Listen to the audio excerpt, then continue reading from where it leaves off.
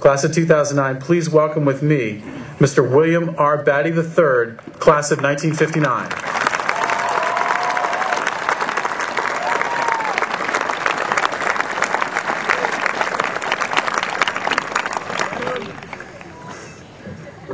Mr. Sturdivant, Senior Class President Phillips, members of the Board of Trustees, honored guests, faculty colleagues, family and friends of our soon-to-be graduates, my family, and most important, members of the class of 2009, it is my great honor to have this opportunity to speak to you.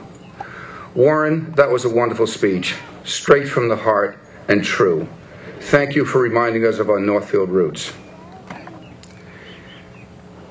50 years ago, on this occasion, I was sitting where you were sitting, about to graduate from Mount Hermon School for Boys.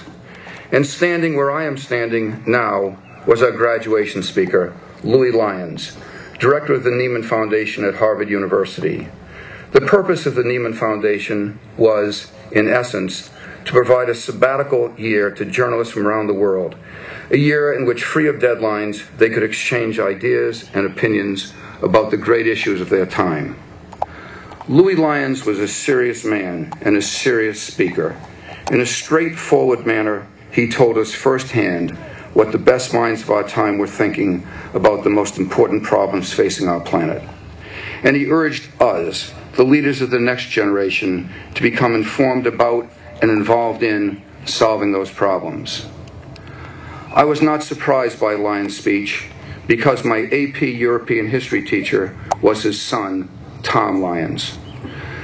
Tom Lyons was a brilliant young man. He was the most dynamic, intellectually curious, and demanding person I had ever met.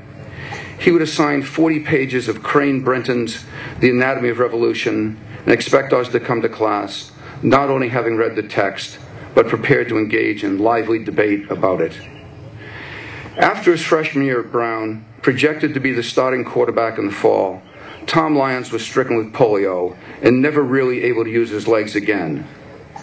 Not many years later, as a Mount Hermon master, he would use his arm crutches to pull himself up and down the hills of this most difficult campus.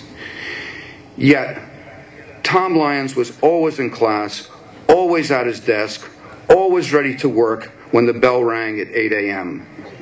And, like Tom, we, his students, were always at our desk and always ready to work when the bell rang. In the last few weeks, I have thought a great deal about my graduation day and your graduation day. Louis Lyons was right. The world is full of problems, and you, the privileged, the lucky, must work to solve them. But Louis Lyons' speech gave me a throbbing headache.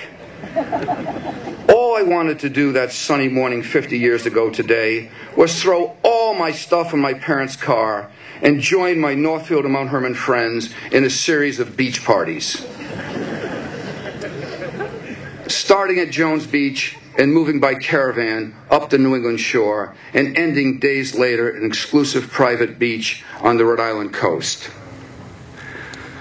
I now have something none of you have, what Joyce Carol Oates calls look-back time. 50 years on, I see it wasn't the parties we wanted, and it wasn't the future. We all just wanted to hold on to each other as long as we could. My class of 1959 held teacher and coach Vit Piskuskas dear as our role model. But when we thought of Vit, we saw a football hero and never thought about what it meant to have been drafted out of Brown to fight in the Korean War. Not many years later, Tom Lyons would teach a course on Southeast Asia and tell my brothers Jerry and Stephen and their classmates they had better look up Vietnam on the map because some of them would die there. In essence, we were all oblivious kids living in a bubble. Jones Beach was great. Sun and surf, girls and boys, no deans, no lights out, but we weren't all together. Greg Norcott, one of our best friends, a 4-year senior, and one of the handful of African American students on campus, had suffered a mysterious stroke our senior year. After months of hospital treatment, he was able to return to his home in New Haven, complete his studies, and graduate in absentia. However, we weren't having any in absentia.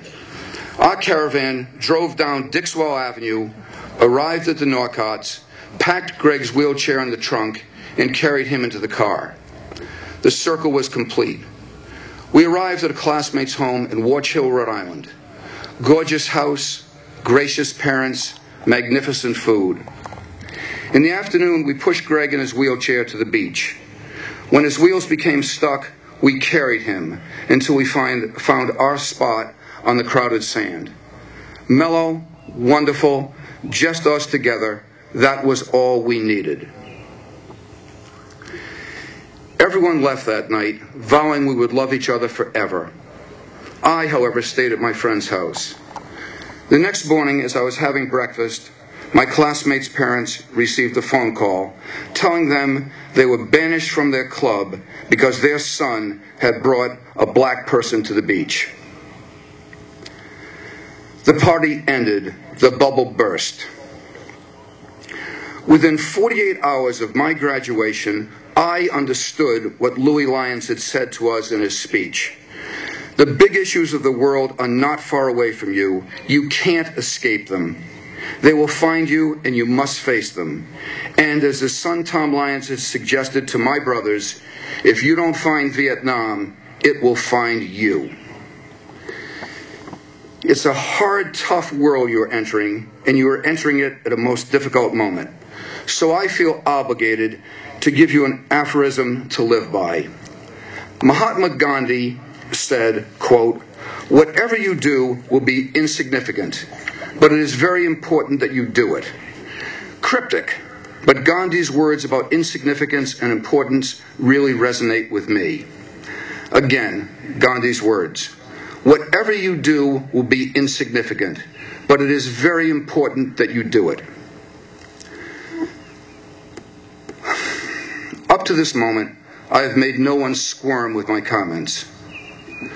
Warren pointed out that Northfield Mount Hermon has made great gains in the last 4 years, and Warren, I want to say, yes, the last 5 years.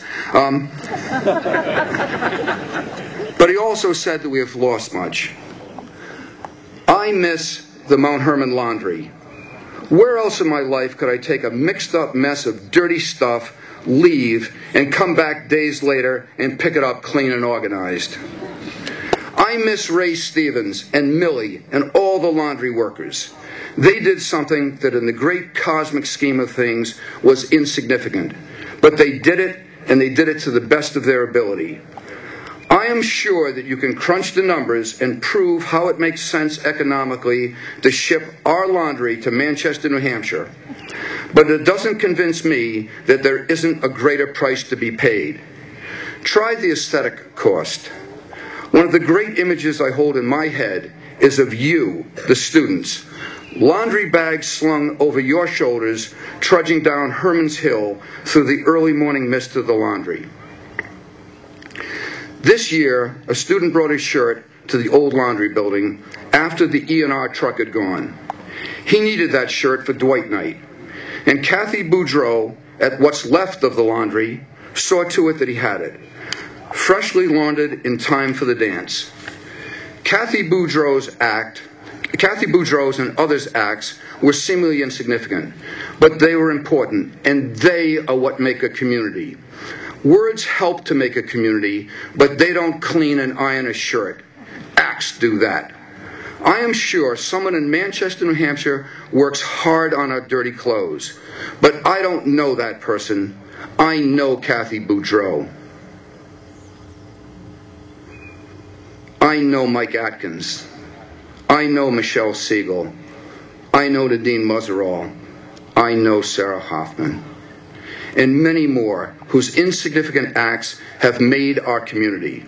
What they have given to Northfield Mount Hermon is truly important, and we thank them. It was their everyday lives that Gandhi was talking about. Thank you, Mike.